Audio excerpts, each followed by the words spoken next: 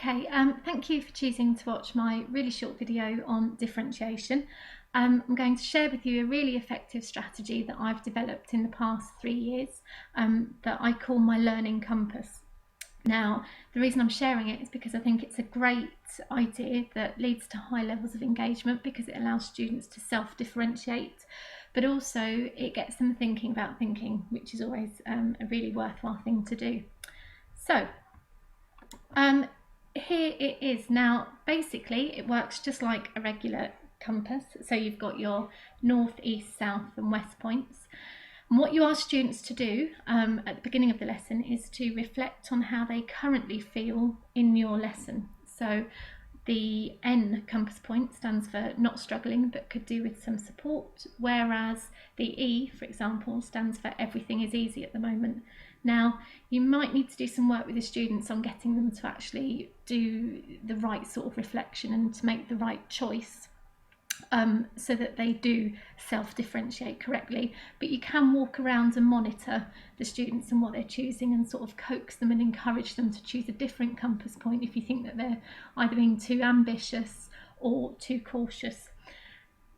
Once they've chosen their compass point, you then get them to just write the letter in their margin. So it's either an N, an E, an S or a W. Now at that point, you reveal the next slide where you have basically 4 differentiated tasks for those 4 different types of students. So if I just quickly go back and show you, the S point was for students who felt that they were really struggling with the topic. To be honest, not a lot of students choose this one. The majority of students go here.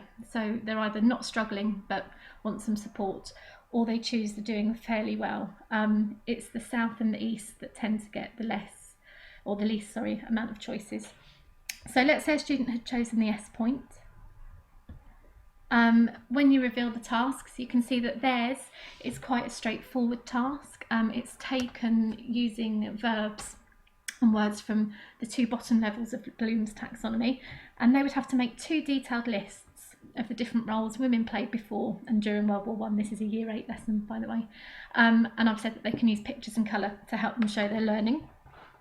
If we go back and look at the E task, which is for students who feel that everything is easy, you can see that in comparison, their task is a lot more challenging. So it gives them a hypothesis and it asks them to find evidence and to decide if they agree or disagree with the hypothesis, and then they have to justify their view in one side of A4.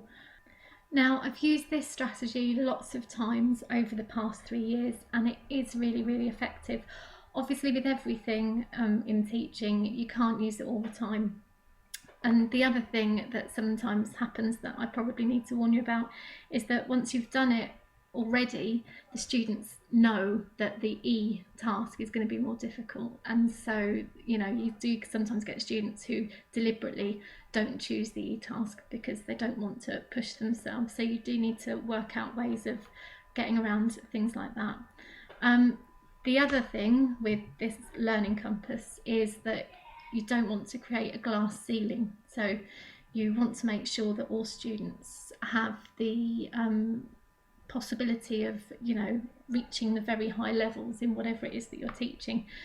And so for that reason, I always have a challenge slide. Now, I sometimes have it on the slide here. I sometimes cut these up and have them on cards, and you can go around and you can hand them out. But it's the idea that every student, no matter what compass point they chose originally, that they're all going to be challenged, they're all going to be stretched. So if we focus again on the S and the E students, the S students who were struggling, they had to make 2 detailed lists using colour and pictures on the different roles that women played before and then during World War I. And then their challenge was to think of 5 questions that they now had about the role of women. They had to write the questions down and then they could move around the class and find 5 friends who could answer them for you. And that challenge worked really nicely. The girls that chose that really did enjoy it. And then the E task, the girls who had to decide how far they supported the hypothesis, they had to make a judgment about which area of women's lives experienced the most change and then had to justify their opinion in 50 words exactly. And if you have a look at the other two challenges, they're equally challenging for those groups.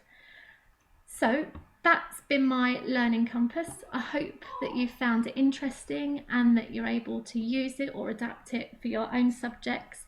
Thanks for watching.